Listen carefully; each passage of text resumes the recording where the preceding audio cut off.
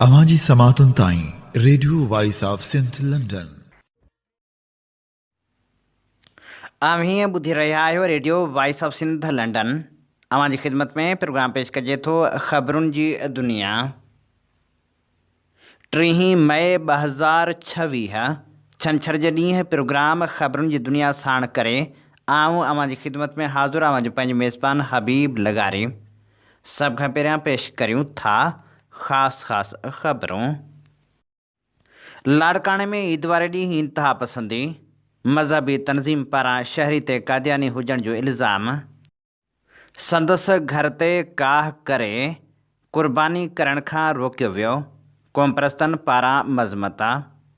जीए सिंध मुहाज़ जे chairman रियाज़ चांडियो चयो आहे त सिंध मज़हबी रवादारनि जो मुल्क आहे। फ़तवा बाज़नि खे क़ानून जे कटहड़े में आंदो वञे। सिंध सभा पारां जबरी तौर खंभे गुम कयल सिंधी इनाम जी आज़ादी लाइ मुख़्तलिफ़ शहरनि में मुज़ाहिरा। बलूचिस्तान मां अगवा थियल सईद मेमण अञा ताईं बाज़ियाब न थियो। मुख़्तलिफ़ शहरनि में एहतिजाज। अमरीका पारां आबनाए हुरमुज़ जी नाकाबंदी ख़तमु करण जो ऐलान। हतमी फ़ैसिलो अञा अटकियल। ईरान तरफ़ां अमन मुआहिदे जी तरदीद। गिलगित में तहरीक इंसाफ़ जी चूंड मुहिम ते बि पाबंदी। सूबाई सदर ऐं ॿिया अॻवान गिरफ़्तार। मेहड़ जी मासूम मुजाला अञा ताईं बाज़ियाब न थी। लाड़काणे में अगवा थियल ॿारनि जी बाज़ियाबी लाइ एहतिजाज। नौशहरे फ़िरोज़ में बिजली बंदि हुजण ख़िलाफ़ शहरी रस्तनि ते निकिरी आया एहतिजाजी मुज़ाहिरो। हाणे पेश करियूं था तफ़सीली ख़बरूं। लाड़काणे में ईद ॾिहाड़े क़ुर्बानी करण ते मज़हबी तनज़ीम जे कारकुननि पारां शहरी ते कादियानी हुजण जो इल्ज़ाम हणी खेसि क़ुर्बानी करण खां रोकियो वियो। लाड़काणे में अबड़ा बिरादरीअ सां तालुक़ु रखंदड़ माण्हुनि जे घरनि ते काह करे मज़हबी तनज़ीम जे कारकुननि ऐं अॻवाननि पारां क़ुर्बानी खां रोकियो वियो। अबड़ा बिरादरीअ सां वास्तो रखंदड़ माण्हू क़ुर्बानी करे रहिया हुआ त मज़हबी तनज़ीम जा अॻवान पहुता, जिन मौक़िफ़ इख़्तियार कयो त क़ुर्बानी कंदड़ धुर कादियानी आहे, जंहिंखे कंहिं बि सूरत में क़ुर्बानी करणु न ॾिनी वेंदी। उन मौक़े ते पहुतल पुलिस एहलकार मज़हबी धुर जे अॻवाननि खे यकीन ॾियारींदो रहियो त हूअ कादियानी नाहिनि। हुन यकीन ॾियारण जी कोशिशि कई त अॻीअ धुर कसम खणी आहे ऐं हुननि ॿुधायो आहे त हू कादियानी नाहिनि, जॾहिं त मज़हबी धुर जे माण्हुनि इल्ज़ाम हयो त साम्हूं वारी धुर क़ुर्बानी करे ॿाहिरि मुल्क ॾे फ़ोटूं मोकिलिया आहिनि। अहिड़े वाक़े जी सिंध जे सियासी समाजी अॻवाननि ऐं क़ौमप्रस्त धुरियुनि पारां मज़मत कई वई ऐं चयो वियो त सिंध रवादारी रखंदड़ धरती आहे।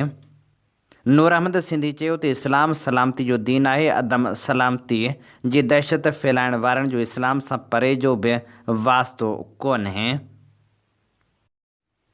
काज़ी आसिफ़ लिखियो त मूंखे पंहिंजी हिन वर्दी पातल क़ाबिल एतिराम पुलिस ऑफिसर ते फ़ख़्रु आहे, जेको इंतिहा पसंदनि जे प्रेशर धमकियुनि दाबनि बावजूदि बि हक़ीक़त हक़ ऐं सच सां बीठो रहियो। इस्लाम जहिड़े पुरमन मज़हब खे सम्झी उन ते हलंदड़ हिन जहिड़नि हीरनि खे सलाम। हिम्मत मुग़ैरी मज़मत कंदे चयो त डॉक्टर शाहनवाज़ कुंभर जे क़ातिलनि खे जेकॾहिं केफ़र किरदार ताईं पहुचायो वञे हा त अॼु उहे ज़हनी दहशतगर्द ईअं न कनि हा। अञा देरि नाहे थी। सिंधी हिंदू मासूम नियाणियूं घरनि में महफ़ूज़ न आहिनि। ॿिए पासे मुसलमाननि ते कादियान ताईं अलहाद जा फ़तवा हणी मारियो पियो वञे। घटी घटी में गुस्ताखी जा फ़तवा खीसे में खणी दहशतगर्द घुमी रहिया आहिनि। हिते आम मुसलमान बि महफ़ूज़ न आहिनि त पोइ कादियानी या ॿियनि गैर मुस्लिम अक़लियती बिरादरी जो कहिड़ो हाल हूंदो। जेकॾहिं हिननि अंसरनि खे क़ानून जे पटे में आंदो वियो त हालतूं अञा बि सुधरी सघनि थियूं। ख़ुदा कारण अरबाब इख़्तियारनि खे ध्यानु ॾियणु घुरिजे। सिंध सागर पार्टीअ जे अॻवान हुसैन सारंग लाड़काणे वारे वाक़े जी मज़मत कंदे चयो आहे त सिंध सदियुनि खां सिंधियत जो मर्कज़ रहंदी पई अचे, जंहिंमें मज़हबी इंतिहा पसंदी ऐं नस्ल परस्ती जी का बि गुंजाइश नाहे। जॾहिं सिंधी थी सोचबो ऐं लोचबो त सिंध मां हर क़िस्म जी नफ़रत निहोड़जी वेंदी। सिंधियत खे वधाइण सां मुलायत खे मात ॾेई सघिजे थी। हुसैन सारंग सिंधियत खे मज़हबी इंतिहा पसंदी सुमेत सिंध जे सभिनी क़ौमी मसइलनि जो हल करार ॾींदे सिंध जे सञाहवंदनि खे सिंधियत खे सघारे करण जी वेनती कई। जीअं सिंध मुहाज़ जे चेयरमैन रियाज़ चांडियो पारां लाड़काणे वाक़े जी मज़मत कंदे चयो वियो आहे त सिंध मज़हबी रवादारनि जो मुल्क आहे। फ़तवा बाज़नि खे क़ानून जे कटहरे में आंदो वञे। रियाज़ चांडे जो वधीक चवणु हो त सिंध में बुख गुरबत जो राज आहे। सिंधू दरिया ते गैर कानूनी कब्ज़ो ऐं विलार आहे। पीअण जो पाणी कोन्हे, जर पाणी छॾे विया आहिनि। फसल ज़राअत लाइ पाणी कोन्हे। कहर जी गर्मी आहे। सिंध में सस्ती बिजली पैदा करे थी। कोयलो गैस जे ज़रिए बिजली थिए थी। विंड मिल जे ज़रिए पखा जे ज़रिए बिजली पैदा थिए थी। पर सिंध जा माण्हू गर्मी में 50 ऐं 55 डिग्री में मरनि था। पाणी, बिजली, गैस, रोज़गार कोन्हे। उन घड़ी जॾहिं सिंध इंसाफ़ ऐं तरक़ीअ तरफ़ पंधु करण जे लाइ सोचे थी, सिंध बेचैन आहे करप्शन, रुश्वत ऐं मनुशात गर्दी आसिफ ज़रदारी जी, उन वक़्तु सरकारी मौलवी उहे माण्हुनि जे मथां हमले आवर थियनि था त तव्हां मुस्लमान आहियो या न आहियो।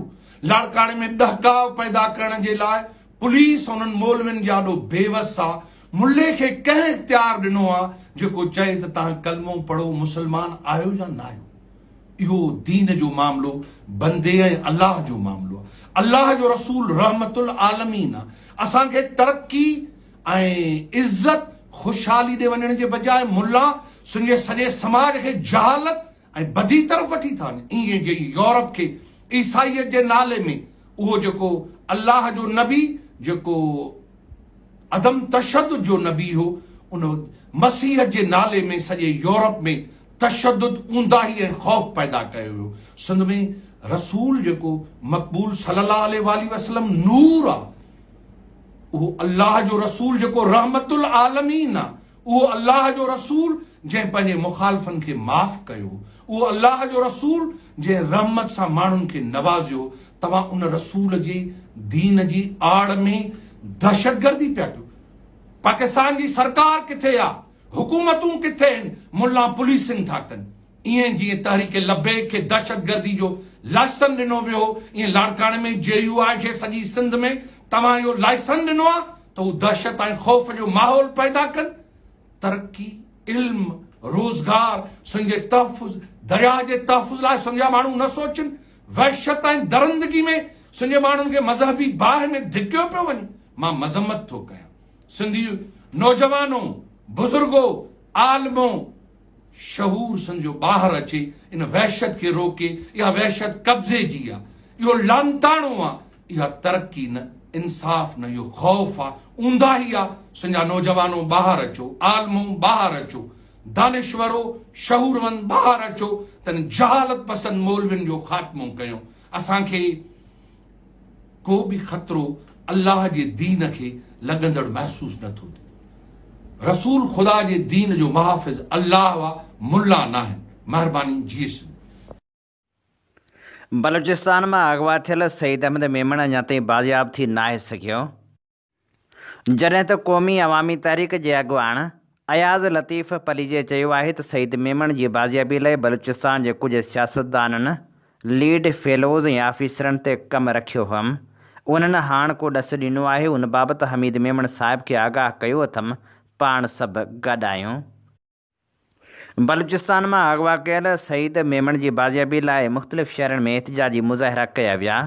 सिंध मेमण इतिहाद ऐं सईद मेमण जे घर भातियुनि, मिटनि माइटनि ऐं दोस्तनि पारां प्रेस क्लब हैदराबाद अॻियां एहतिजाजी मुज़ाहिरो कयो वियो, जंहिंमें सईद मेमण जी जल्द बाज़ियाबी जी घुर कई वई ऐं चयो वियो त सईद मेमण जी दिलि जी ओपन सर्जरी थियल आहे, खेसि दवाउनि जी सख़्तु ज़रूरत आहे। उन मौक़े ते मुतालबो कयो वियो त सईद मेमण खे फ़ौरी तौरु आज़ादु कयो वञे।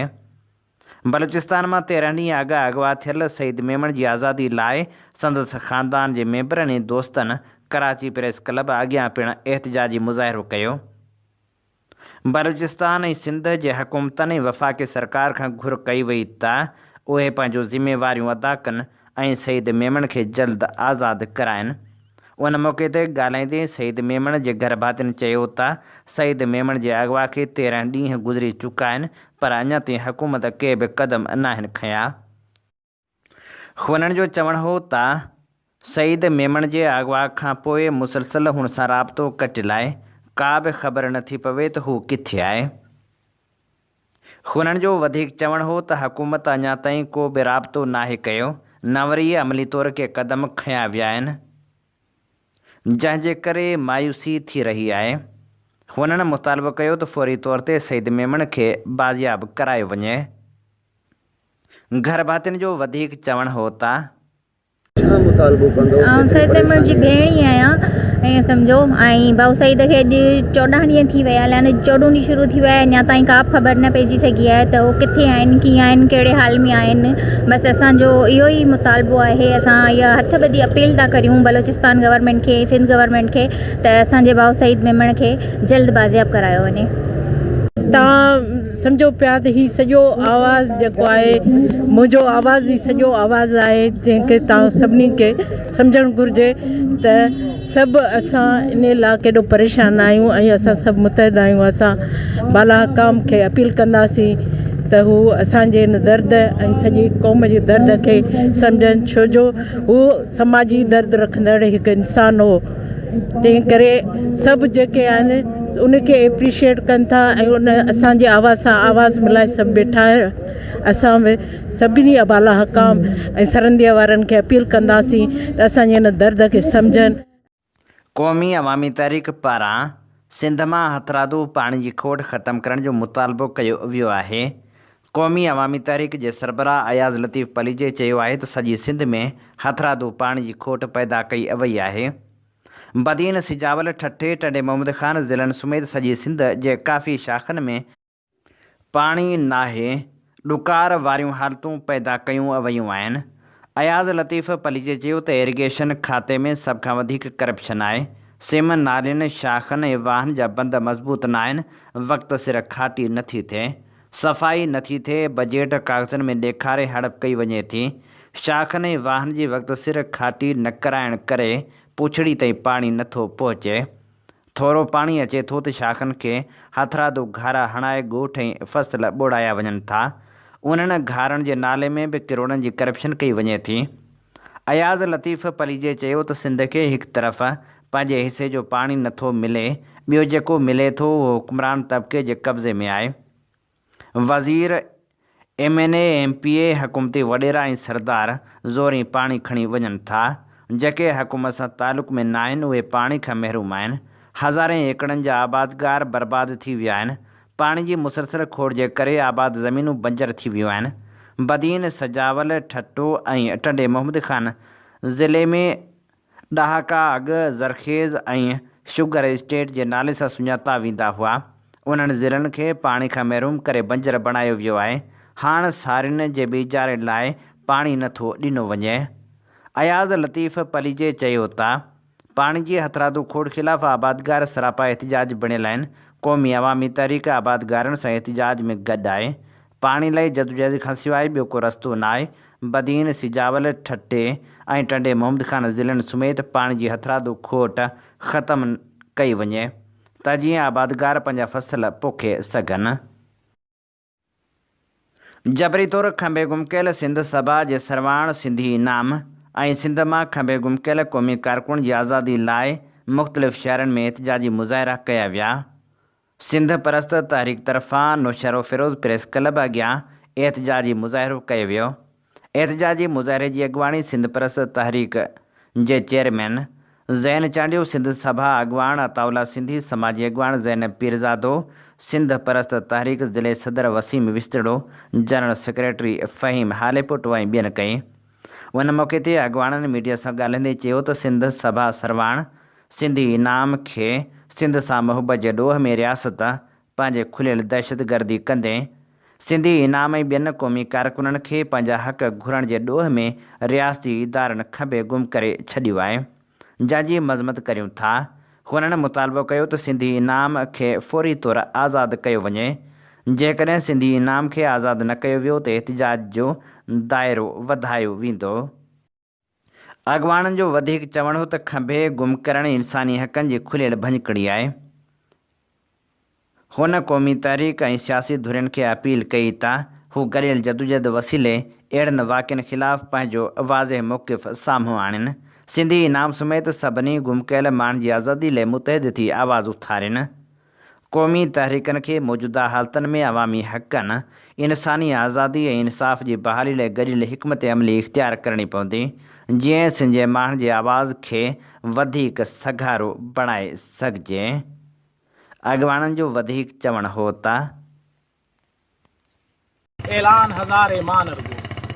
अॼु सिंध सभा अॻवान इनाम सिंधी जी आज़ादी जे लाइ सिंध परस्त साथियुनि ज़हन चांडियो ऐं जेके उन जा सियासी दोस्त आहिनि, असीं उन्हनि जा शुक्रगुज़ार आहियूं जो हुननि सां इनाम जी आज़ादी लाइ ही माहौल जोड़ियो ऐं हे एहतिजाज रिकॉर्ड करायो। सिंध सभा अॻवान इनाम सिंधी सां तक़रीबन आऊं 5 खां 6 साल सां कमु करे रहियो आहियां।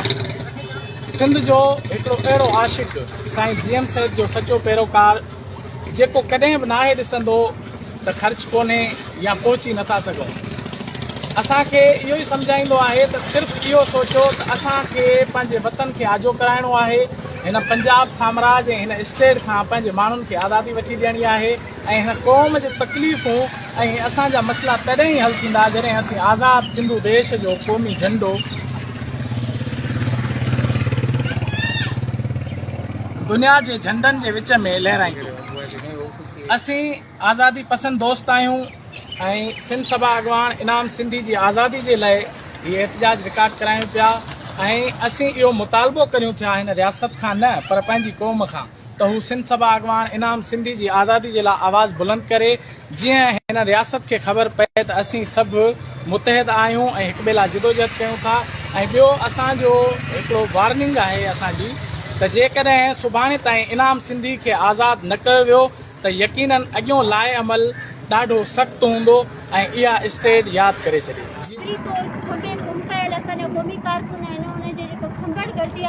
सख़्त लफ़्ज़नि में मज़म्मत कयूं था ऐं मौजूदा वक़्तु जेको सिंध जो शौर आहे, जेको सिंध जे हक़नि लाइ जाखोड़ कंदड़ आहे, मुसलसल सरापा सिंध जो आवाज़ इनाम सिंधी आहे, उनखे हिकिड़ो न ॿ न अलाए केतिरा दफ़ा ज़बरी तौर खंभे गुम कयो वियो आहे, केॾीमहिल ज़ाहिर कयो वञे थो वरी खंभे गुम कयो वञे थो।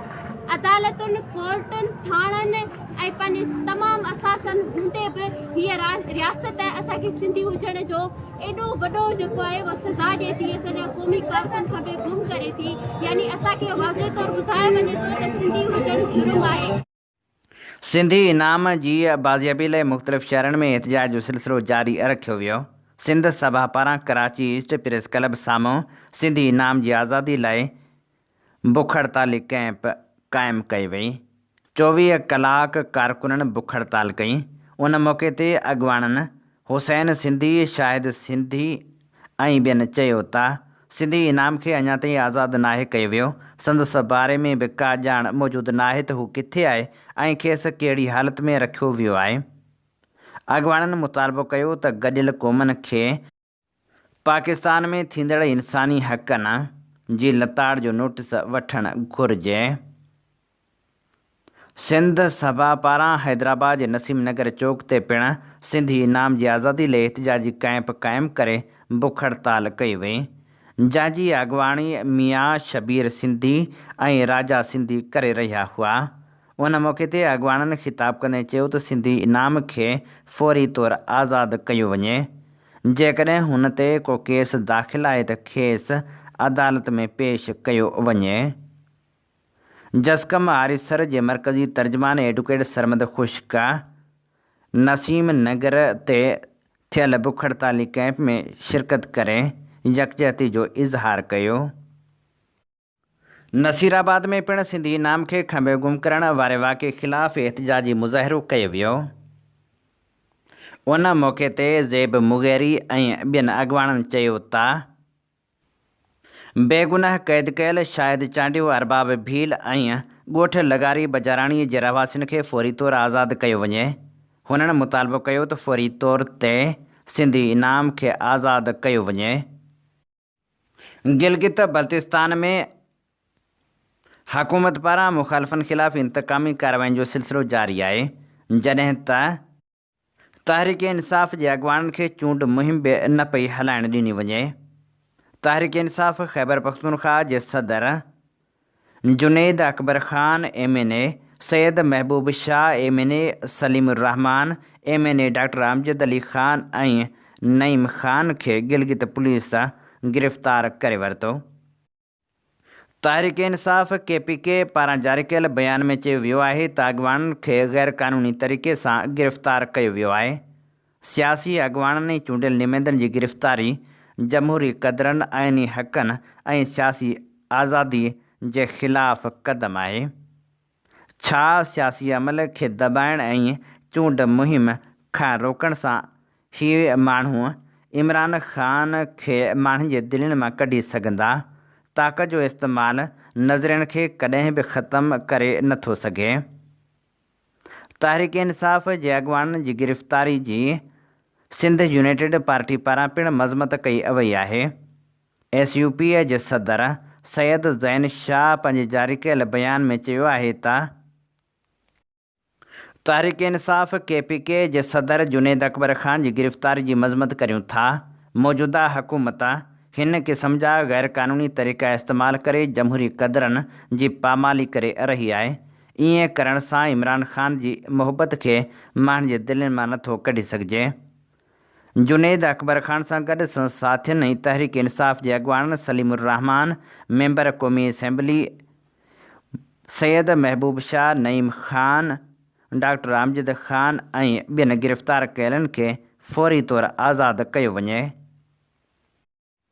अमरीकी सदर डोनाल्ड ट्रंप ईरान जे सामूंडी लंघ तां नाकाबंदी ख़तमु करण जो ऐलान कयो आहे, जॾहिं त हतमी फ़ैसिलो अञा ताईं अटकियल आहे। जॾहिं त ॿिए पासे इहे बि दावाऊं कयूं पियूं वञनि त अमेरिका ऐं ईरान में अमन मुआहिदो थी चुको आहे। ईरान पारां अहिड़ियुनि अफ़वाहनि जी तरदीद कई वई आहे।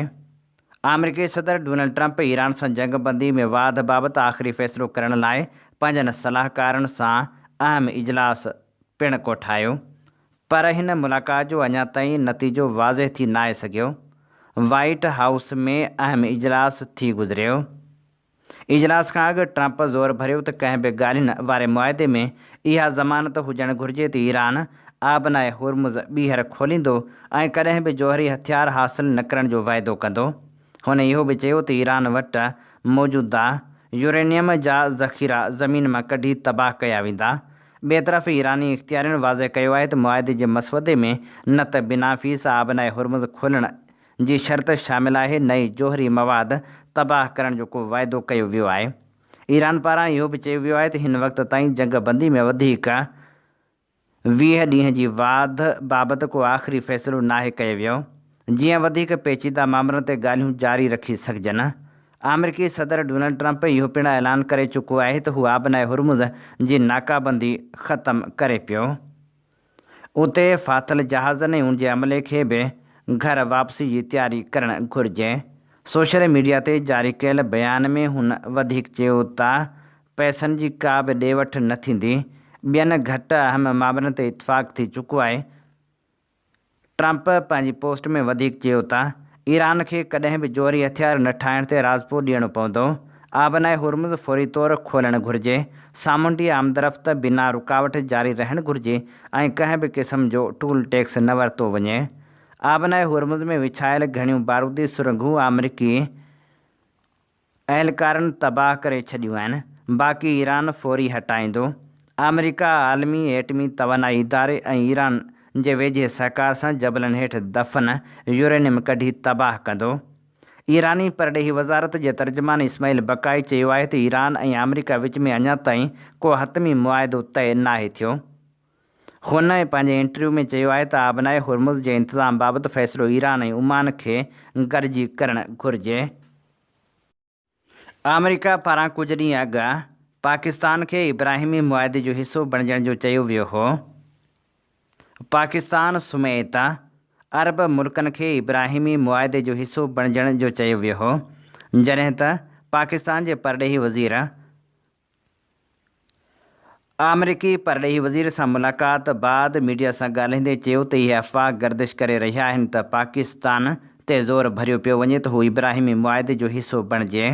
पाकिस्तान जी पॉलिसी हमेशह खां वाज़िह रही आहे, जेसिताईं फ़लस्तीन खे तस्लीम नथो कयो वञे ऐं बैतुल क़ुद्स खे फ़लस्तीन जो गादी वारो हंधु नथो बणायो वञे, तेसिताईं हिन मामले ते का बि लचक न ॾेखारी वेंदी ऐं न वरी इब्राहिमी मुआइदे जो हिसो बणिजंदासीं। मेहड़ मां अगवा थियल मासूम उजाला अञा ताईं बाज़ियाब थी न आहे सघी। मेहड़ जे सीधल मैसर मां 5 ॾींहं अॻु अगवा थियल 6 सालनि जी मासूम उजाला परवीन सोलंकी जी बाज़ियाबी लाइ शहरी सरापा एहतजाज बणियल आहिनि।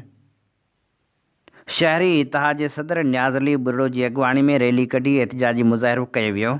उन मौक़े ते सियासी समाजी अॻुवाननि ऐं दुकानदारनि वॾे अंग में शिरकत कई। न्याज़ अली बुर्रो ऐं ॿियनि चयो त नीगरी जी बाज़ियाबी लाइ हिन महिल ताईं पुलिस को बि क़दम नाहे खंयो।